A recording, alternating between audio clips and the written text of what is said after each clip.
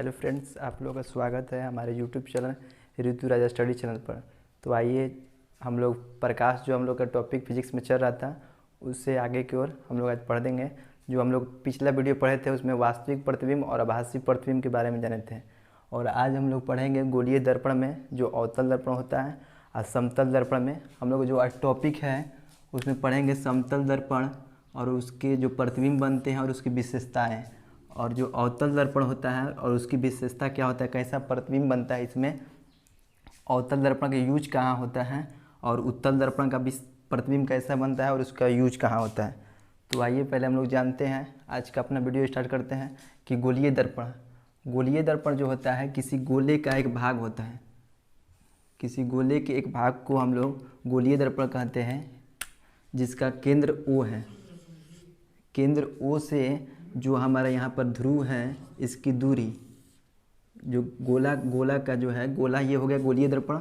गोला का जो व्यास होता है और उसकी ध्रुव से बिंदु P के बीच की दूरी को बोलते हैं वक्रता त्रिज्या।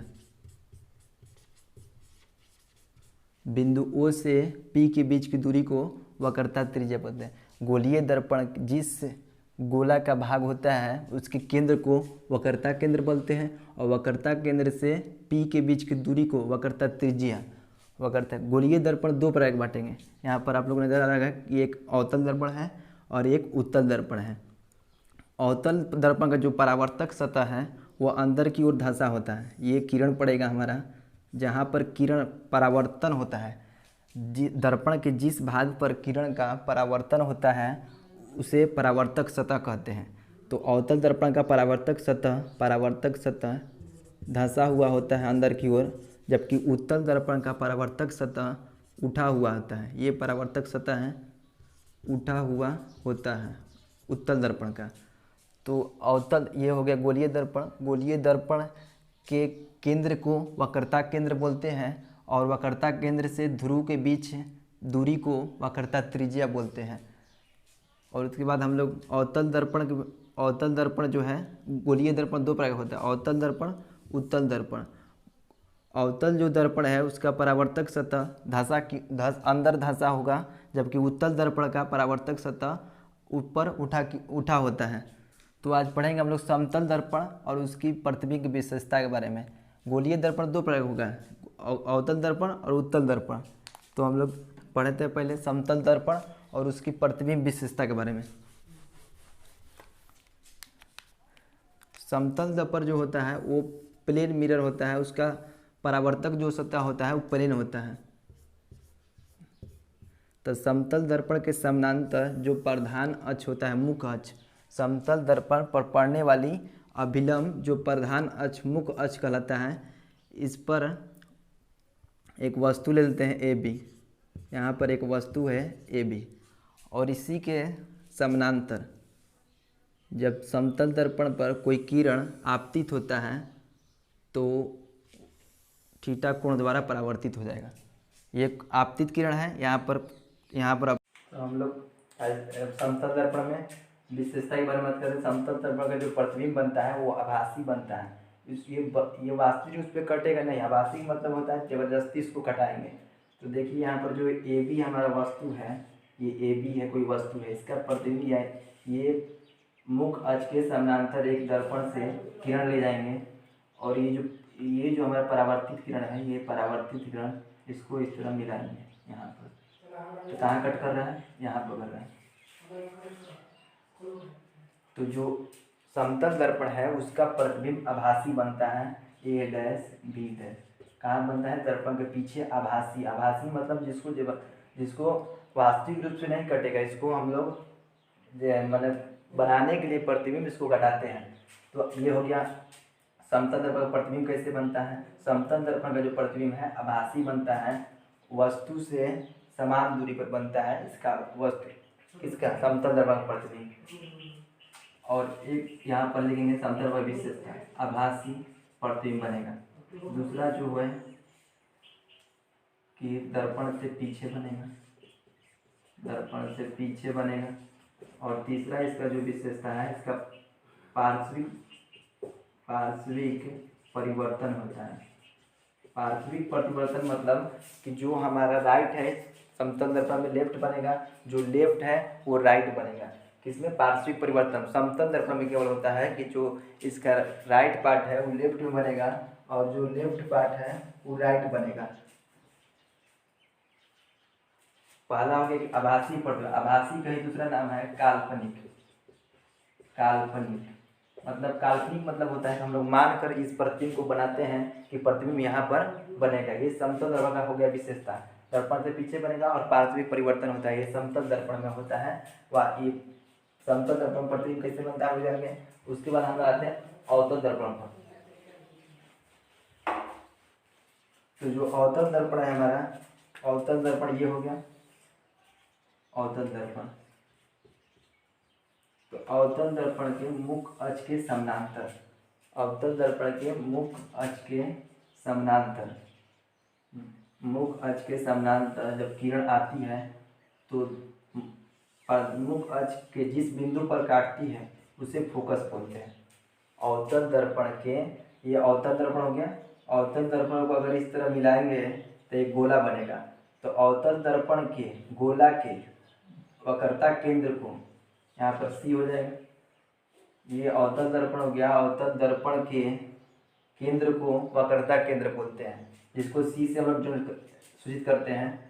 तो अवतल दर्पण के मुख अक्ष के समानांतर आने वाली किरण दर्पण के बिंदु से टकराने के बाद जिस बिंदु पर काटती है मुख अक्ष को, जिस बिंदु पर मुख अक्ष को काटती है उसे फोकस कहते हैं, मुख फोकस, जिसको एफ से डिनोट करते हैं। यहाँ पर हो गया दर्पण का ध्रुव, जिसको पी बोलते हैं।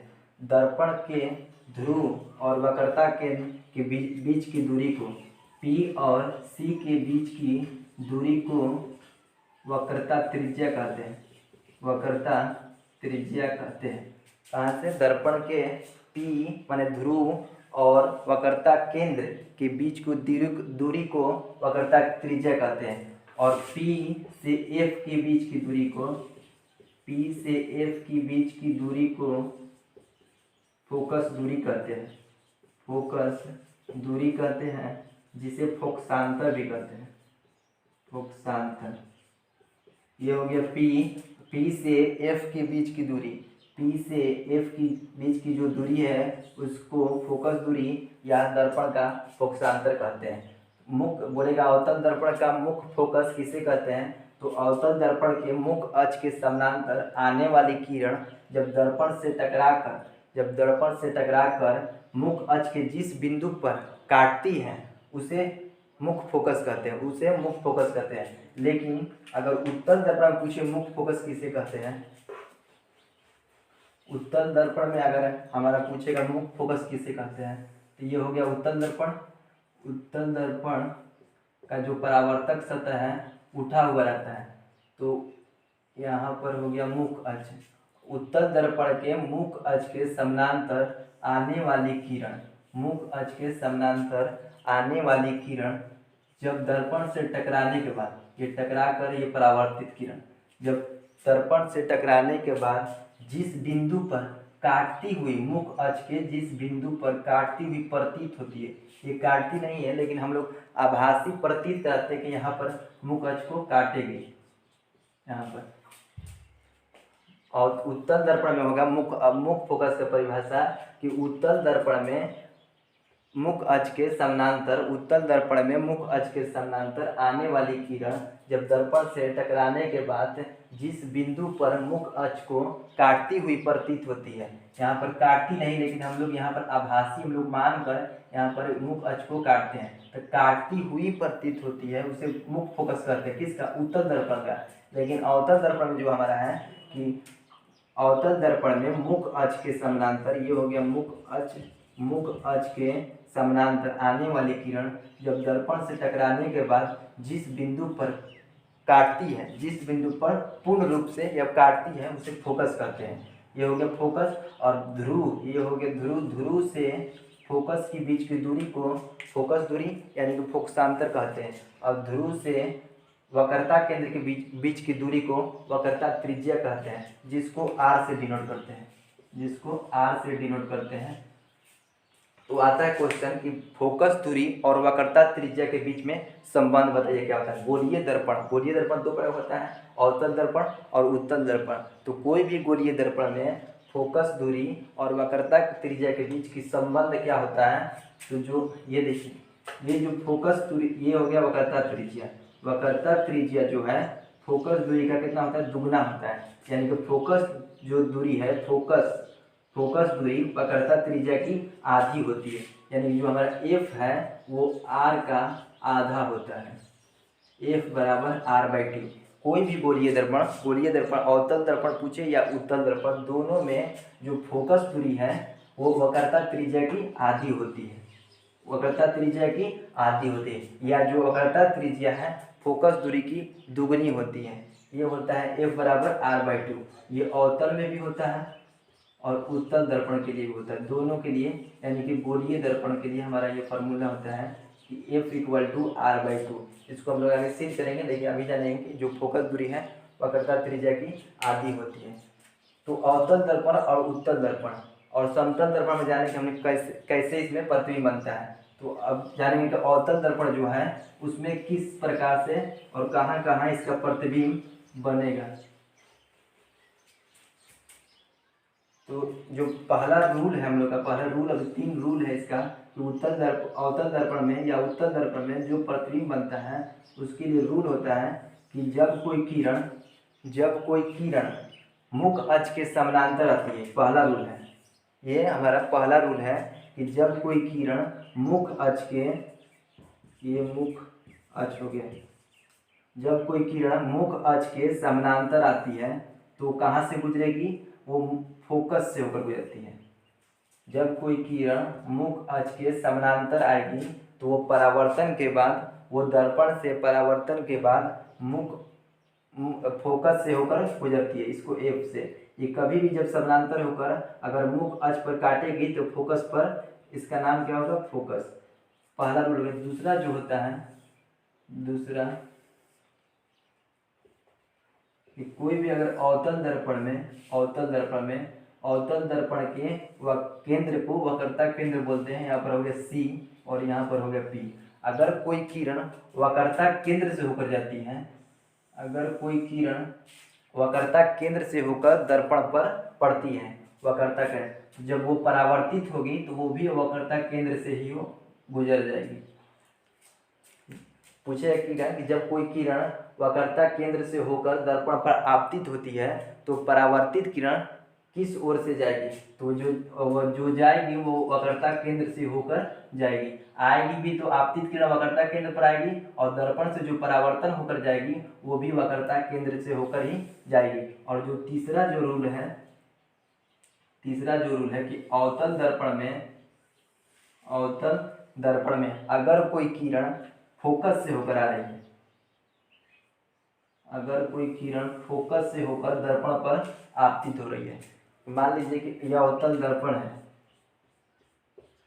ये फोकस जो अवतल दर्पण का मुख्य फोकस है एफ, इससे होकर दर्पण पर आपतित हो रही है, तो ये जो परावर्तन होकर मुख अक्ष के समानांतर निकल जाएगी,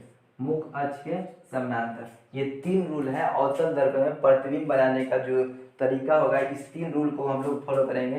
पहला जो रूल है कि अगर कोई किरण मुख अक्ष के समानांतर आपतित होती है तो वो परावर्तन होकर मुख फोकस से होकर गुजरेगी, जो मुख फोकस है उससे होकर ये आपतित किरण है, इसके समानांतर, मुख अक्ष के समानांतर जब दर्पण पर आपतित होगी तो ये किससे होकर जाएगी, मुख फोकस से होकर जाएगी। जो दूसरा रूल है, अगर कोई किरण अवतल दर्पण के वक्रता केंद्र से होकर आपतित होती है, तो ये परावर्तन के बाद, दर्पण से परावर्तन के बाद ये वक्रता केंद्र से ही होकर गुजर जाएगी। और जो तीसरा रूल है कि अगर कोई किरण मुख फोकस से होकर आपतित होती है, दर्पण पर मुख फोकस से होते हुए आपतित होती है, तो परावर्तन के बाद ये मुख अक्ष के समानांतर निकल जाएगी। ये 3 था रूल जो हमारा अवतल दर्पण में प्रतिबिंब बनाने में हेल्प करेगा। तो हम ये 3 रूल से सीखते हुए आगे हम प्रतिबिंब बनाएंगे अवतल दर्पण में।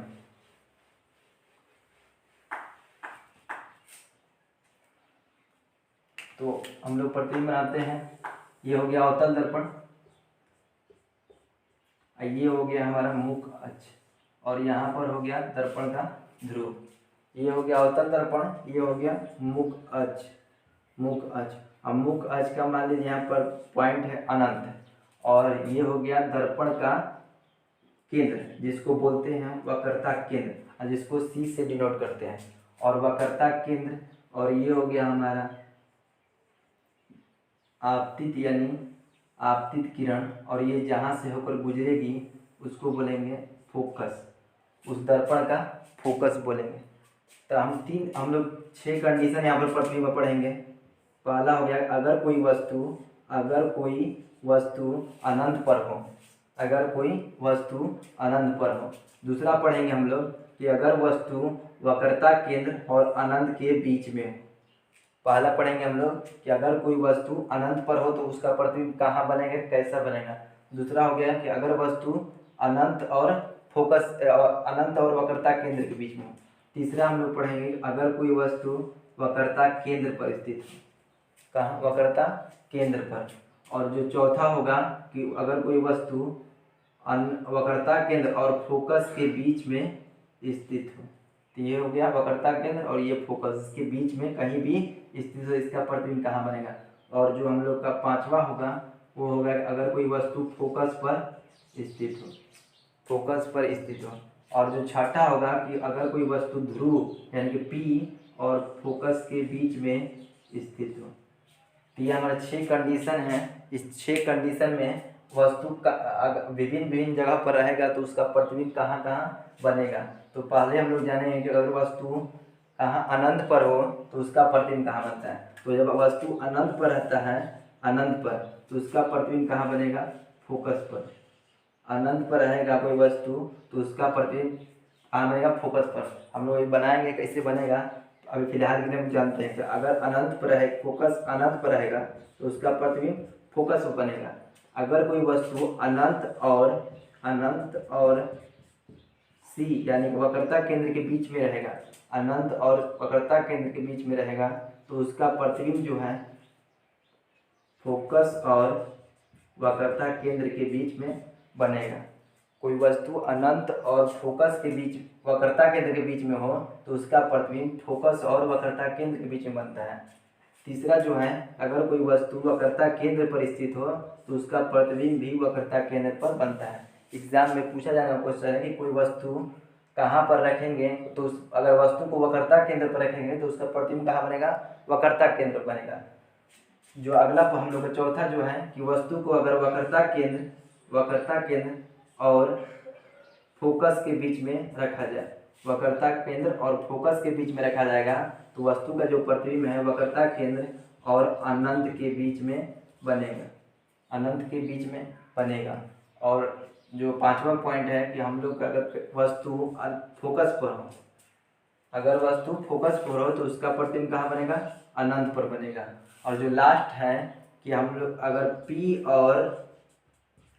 P और F के बीच में स्थित हो, यानी कि ध्रुव और फोकस के बीच में स्थित हो, तो जो वस्तु का प्रतिबिंब है वो दर्पण के पीछे बनता है, पीछे बनता है। ये एक कंडीशन है जिसमें अवतल दर्पण में वस्तु का प्रतिबिंब पीछे बनता है और आभासी बनता है। लेकिन जो 5 कंडीशन है उसमें दर्पण का जो प्रतिबिंब है वास्तविक बनता है, वास्तविक बनता है। इस 5 कंडीशन में, ये 5 जो कंडीशन है इसमें वस्तु का जो प्रतिबिंब है वास्तविक बनेगा, यानी वास्तव रूप में कटेगा। लेकिन जो 6 नंबर का जो हम लोग कंडीशन है उसमें P और F के बीच में, फोकस और ध्रुव के बीच में जो दर्पण जो प्रतिबिंब है वस्तु का वो कहाँ बनता है, दर्पण के पीछे बनता है, आभासी बनता है, यानी काल्पनिक, वही आभासी या काल्पनिक दर्पण के पीछे बनेगा। कहाँ पर रखेंगे तो फोकस और ध्रुव के बीच में किसी वस्तु को रखने पर अवतल दर्पण में वो दर्पण के पीछे बनता है और आभासी। बाकी जो 5 कंडीशन है उसमें वास्तविक प्रतिबिंब बनता है और दर्पण के सामने बनता है, लेकिन वास्तविक बनता है। वास्तविक मतलब उल्टा और आभासी मतलब सीधा होता है। तो पहला जो हम लोग कंडीशन है, पहला जो कंडीशन है उसमें जानते हैं कि पहला हमारा कंडीशन क्या है कि वस्तु कोई अनंत पर स्थित है। कोई वस्तु अगर अनंत पर स्थित हो तो उसका प्रतिबिंब कहाँ बनेगा, उसका प्रतिबिंब कहाँ बनेगा, तो ये हो गया हमारा अवतल दर्पण और ये हो गया मुख्य अक्ष और यहाँ पर हो गया मान लीजिए अनंत हो गया, कोई वस्तु ए बी है, ए और बी, ये हो गया अवतल दर्पण और इसका ध्रुव हो गया पी और यहाँ पर कोई वस्तु स्थित है। तो इसका जो प्रतिबिंब है ये मुख्य अक्ष के समानांतर जब जाएगा, मुख्य अक्ष के समानांतर आने वाली किरण, मुख्य अक्ष के समानांतर आने वाली किरण जब दर्पण से टकराती है तो फोकस से होकर जाती है, फोकस से होकर जाती है। मुख्य अक्ष के समानांतर हम लोग पहला जो रूल था उसमें 3 रूल पढ़े थे। पहला रूल था कि अगर कोई वस्तु से मुख्य अक्ष के समानांतर कोई किरण दर्पण पर आपतित होती है तो वो फोकस से होकर गुजरती है। और जो दूसरा रूल था कि अगर कोई किरण फोकस से होकर जाती है, फोकस से होकर जाती है तो मुख्य अक्ष के समानांतर निकल जाती है। ये हमारा पहला रूल था। ये पहला रूल क्या हुआ कि इसमें अगर कोई किरण मुख्य अक्ष के समानांतर जब दर्पण पर आपतित होगी तो फोकस से होकर गुजरेगी। और दूसरा था कि अगर कोई किरण मुख्य फोकस से होकर गुजरती है तो दर्पण से टकराने के बाद उस मुख्य अक्ष के समानांतर निकल जाती है। तो इसमें हो गया कि ए बी का जो हमारा प्रतिबिंब है, ए बी कोई वस्तु है, इसका प्रतिबिंब कहाँ पर कट किया, दोनों इस बिंदु पर कट किया, यानी कि ये जो बिंदु होगा ए डैश नीचे हो जाएगा और बी डैश ऊपर हो जाएगा। यानी कि मुख्य फोकस पर किसी वस्तु को अगर अनंत पर रखेंगे, किसी वस्तु को अगर अनंत पर रखने पर उसका जो प्रतिबिंब है फोकस पर बनता है, मुख्य फोकस पर। किसी वस्तु को अनंत पर रखने पर उसका जो प्रतिबिंब है मुख्य फोकस पर बनेगा। कैसा बनेगा, उल्टा बनेगा, उल्टा। दूसरा है कि वास्तव रूप में काट रहा है, इसको डैश डैश जो लाइन डैश डैश से अगर किसी बिंदु पर प्रतिबिंब बनाते हैं तो वो आभासी प्रतिबिंब होता है, लेकिन ये वास्तव रूप में काट रही है, यानी कि इसका जो प्रतिबिंब है वास्तविक प्रतिबिंब होता है, वास्तविक प्रतिबिंब। और तीसरा जो अगर अनंत पर रखेंगे तो कहाँ बनेगा, फोकस पर, फोकस पर। किसी वस्तु को अनंत पर रखने पर फोकस बनता है। और जो चौथा है कि वस्तु से छोटा बनेगा, वस्तु से छोटा बनेगा। ये ए बी ये वस्तु है, ए बी का हाइट यहाँ पर है और ये ए डैश बी डैश का हाइट है। तो यहाँ पर ए डैश और बी डैश का हाइट इतना है और जबकि ए डैश और बी डैश का हाइट बहुत छोटा है। तो यानी कि जो जब वस्तु को अनंत पर रखेंगे तो जो प्रतिबिंब है बहुत छोटा बनेगा। कहाँ बनेगा, फोकस पर बनेगा, उल्टा बनेगा। ये ए वाला जो पार्ट है वो नीचे आ जाएगा, जो बी वाला पार्ट है ऊपर चला जाएगा, तो उल्टा बनेगा, उल्टा ही प्रतिबिंब। जब प्रतिबिंब उल्टा बनता है तो वास्तविक प्रतिबिंब, और जब प्रतिबिंब वास्तविक प्रतिबिंब बनता है तो वो उल्टा प्रतिबिंब को वास्तविक प्रतिबिंब बोलते हैं और आभासी प्रतिबिंब सीधा प्रतिबिंब। तो ये हमारा था कि जब वस्तु अनंत पर रहेगा तो उसका प्रतिबिंब कैसे बनेगा और कहाँ बनेगा। तो यहाँ पहला हम लोग का किया कि मुख्य अक्ष के समानांतर एक रेखा है, किसी वस्तु के और मुख्य अक्ष के समानांतर एक रेखा जब दर्पण से टकराती है तो फोकस से होकर गुजर जाती है। और दूसरा रूल हम लोग पहले क्या पढ़ते थे कि अगर कोई वस्तु फोकस से होकर, किसी वस्तु का जो किरण है जब फोकस से होकर गुजरेगी दर्पण पर तो समानांतर होकर निकल जाएगी। तो दोनों जो लाइन हमारा था, 2 लाइन, ये कहाँ कट किया, फोकस पर। तो अनंत पर जब रहेगा तो फोकस बनेगा, उल्टा बनेगा और वास्तविक बनेगा, लेकिन छोटा बनेगा। तो अगला जो हमारा है इसके बाद हम लोग पढ़ेंगे कि अगर वस्तु को फोकस और अनंत के बीच में रखेंगे, किसी वस्तु को फोकस और अनंत के बीच में रखेंगे तो इसका प्रतिबिंब जो है कहाँ बनेगा, कैसा बनेगा, उसको हम लोग देखते हैं। अब हम लोग जानेंगे कि अगर वस्तु को फोकस और वक्रता केंद्र और अनंत के बीच में कहीं पर रखेंगे, ये हो गया हम लोग का फोकस और वक्रता केंद्र के बीच में एक वस्तु है ए बी है, तो इसका जो हम लोग मुख्य अक्ष के समानांतर एक किरण गुजारेंगे जो आपतित होगी इस पर, अवतल दर्पण, और परावर्तन के बाद ये फोकस से होकर गुजरती है।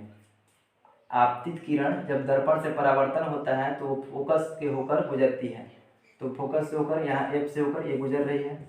और उसके बाद जो हम लोग रूल पढ़ते हैं कि अगर कोई किरण वक्रता केंद्र से होकर दर्पण पर आपतित होती है तो परावर्तन के बाद वो वक्रता केंद्र से होकर गुजर जाती है। अगर कोई किरण वक्रता केंद्र से होकर दर्पण पर आपतित होती है तो वो परावर्तन के बाद वक्रता केंद्र से होकर गुजर जाती है। तो ये था कि ये भी वस्तु का परावर्तन हम कराएं कि ये किरण जब गई तो फोकस से होकर आ गई, और दूसरा जो किरण था वो कहाँ से वक्रता केंद्र से होकर गुजरी तो वो वक्रता केंद्र से होकर निकल गई। तो जो इसका दोनों लाइन जो दोनों किरण था वो कहाँ कट किया, यहाँ पर। तो ये था वस्तु का, ये यहाँ पर प्रतिबिंब बनेगा। तो ए जो पार्ट है वो नीचे जाएगा ए डैश, और जो बी है वो ऊपर चलेगा बी डैश। तो जो वक्रता केंद्र और अनंत के बीच जो ए बी एक वस्तु था उसका जो प्रतिबिंब बना, कहाँ बना, वक्रता केंद्र और फोकस के बीच में, वक्रता केंद्र और फोकस के बीच में ए डैश बी डैश। तो यहाँ पर लिखेंगे अगर वस्तु को अनंत और वक्रता केंद्र के बीच में रखने पर प्रतिबिंब जो है कहाँ बने, प्रतिबिंब जो बनेगा हमारा फोकस या एफ और सी यानी कि वक्रता केंद्र के बीच बनेगा, वक्रता केंद्र के बीच में बनेगा। जब वक्रता केंद्र और फोकस के बीच में रखेंगे, पहला जो था कि अगर अनंत पर रखेंगे तो फोकस पर बनेगा, लेकिन जब अनंत और वक्रता केंद्र के बीच में रखेंगे तो फोकस और वक्रता केंद्र के बीच में बनेगा, उल्टा बन रहा है। तो पहला वैज्ञानिक जो प्रतिबिंब है वास्तविक बनेगा, वास्तव रूप में कट रहा है तो वास्तविक प्रतिबिंब बनेगा। जो दूसरा है कि जो ए बी वस्तु था सीधा था, लेकिन जो प्रतिबिंब बना यहाँ पर उल्टा हो गया। तो यहाँ पर वास्तविक जब प्रतिबिंब बनता है तो उल्टा बनता है, वास्तविक किसी वस्तु का अगर प्रतिबिंब बन रहा है तो वो उल्टा बनता है। जो तीसरा जो है कि ए बी का जो हाइट इतना था लेकिन इसमें थोड़ा कम हाइट है, तो वस्तु से जो प्रतिबिंब बनता है वो छोटा बनता है, छोटा प्रतिबिंब प्राप्त होता है,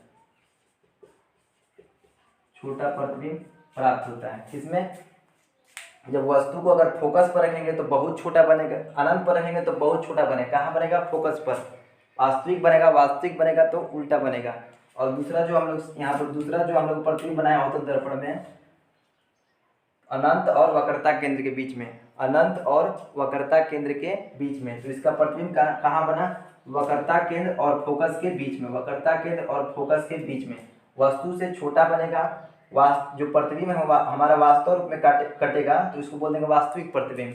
ये उल्टा बनेगा, वास्तविक प्रतिबिंब जब भी उल्टा बनेगा और छोटा बनेगा। तो ये हमारा दो कंडीशन है कि चार, हम लोग 6 कंडीशन पढ़ना है। 2 कंडीशन हम लोग पढ़ लिए कि पहला जो था कि अगर वस्तु को अनंत पर रखेंगे तो फोकस पर बनेगा लेकिन उल्टा बनेगा, बहुत छोटा बनेगा प्रतिबिंब। दूसरा जो था अगर वस्तु को फोकस और वक्रता केंद्र के बीच में रखेंगे तो उसका जो प्रतिबिंब है फोकस और वक्रता केंद्र के बीच में बनेगा, उल्टा बनेगा लेकिन वास्तविक बनेगा और छोटा बनेगा, बहुत छोटा नहीं बनेगा फिर भी छोटा। जो बहुत छोटा प्रतिबिंब है केवल अनंत पर रखने पर इस वस्तु का प्रतिबिंब फोकस पर बनता है लेकिन बहुत छोटा बनता है। तो जो आगे का 4 जो हम लोग कंडीशन है अगले वीडियो में पढ़ेंगे। अभी के फिलहाल के लिए यहीं तक आज का वीडियो रहेगा। प्लीज़ हमारे चैनल को शेयर कीजिए, सब्सक्राइब कीजिए और ज़्यादा लोग बीच शेयर कीजिए। अगर सब्सक्राइब कर दिए हैं तो शेयर कीजिए, और नहीं किए हैं तो सब्सक्राइब भी कीजिए और शेयर भी कीजिए, और बेल जो आइकन है उसको बजा दीजिए। चाहे जो भी हमारा जो वीडियो है करेंट अफेयर्स से होकर या रेलवे के एनटीपीसी ग्रुप डी से रिलेटेड जीके या ट्रिक से होकर जो भी वीडियो होगा वो आएगा, तो आप लोग वीडियो देखिएगा। और वीडियो देखने से उसको पूरा वीडियो देखिए जिससे समझ में आएगा, थोड़ा सा वीडियो देखने से नहीं होगा, पूरा वीडियो देखिए और जो प्रॉब्लम हो कमेंट में बताइए।